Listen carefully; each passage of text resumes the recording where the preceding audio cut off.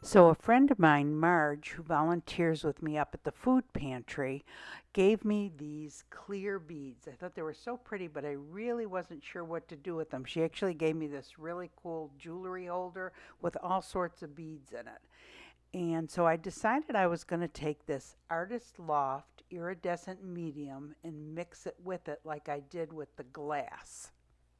And I just took a little blob of it and mixed it in real well.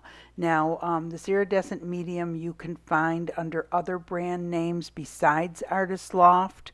Artist Loft is just what they happen to have at Michael's. I believe they even have it on Amazon. And then I took some iridescent glitter and put a bunch on and mixed that in real well. And then I decided I was going to put some more iridescent glitter on it. It was really sparkly. They really came out so pretty. And then I took them and I spread them on a nonstick paper. Now I've done this with glass also, and it seems as if the glass dried stuck together, but these beads did not. But I did spread them out on the nonstick paper, and it did only take like an hour for them to dry. I was surprised, and they turned out so pretty. Look at how sparkly they are. I really love the way they turned out. So next I took a pre-painted canvas. I had painted it a real pretty green, and put it up on cups, because when you're working with resin, if you have it right down on the protective paper, the resin will drip onto it and your project will be stuck to the paper. And then I took my resin that I had already mixed up. This is art resin, a 1-to-1 ratio resin. You mix it slowly for 3 minutes to help to prevent bubbles, and then you put it on your project. Now I've started putting it on the canvas first, especially when you're working with beads, because otherwise the beads will all roll all over the place. But I find it's easier to cover the sides more evenly without having anything on top of it. So then I just went ahead and I dumped all the beads on top, and I put them in the shape of a Christmas tree. And as I continued to add more beads, I drizzled more resin over it as I, started to layer it. And I just kept on putting beads on and resin on until I thought I had it the way I liked it. Now, one of my last projects with the glass, when I looked at it after it had dried, the Christmas tree was kind of uneven. So I thought, well, this time I'm going to get a stick and do it this way and see if I can't get the Christmas tree more even, level on each of the sides. Next, I needed something for the top and the bottom of the Christmas tree, and I had this brooch that I had picked up at a garage sale that I thought would be perfect for it. And when you're using the brooch, of course, you have to take the pin off the back, and I have a little jewelry tool where you can actually either nip or just kind of twist it off. And you got to be careful though, because some of this jewelry is very delicate and it can bend. And then I have a part of it, it's actually a part of a bracelet that I used for the trunk of the tree. So when your project's done, you need to let it sit on a flat level surface overnight. After about 12 hours, you can touch it, but it takes about 72 hours for it to fully cure. Temperatures between 72 and 85 degrees Fahrenheit. It's in your best interest to cover it with a dust cover when you're done. So after it had dried the next day, I just thought it needed something else, and I had found these beads in this adorable container up at Dollar Tree, believe it or not, and they were just so cute. They're silver on one side and green on the other, and they're the perfect color green. So I just went ahead and put, I don't know, a dozen or so all over the place. And I just happened to be finishing up another project, so I had a tiny bit of resin left. And the resin that I had already almost exceeded its work time. It was over 45 minutes, and it's art resin. And that's the one thing I do like about art resin, is it lasts a long time. And so the little bit that I had left, I just drizzled over where I put a couple of beads and all those little green rhinestones. Hey everyone, all done with my another Christmas tree. Are you sick of all my Christmas trees?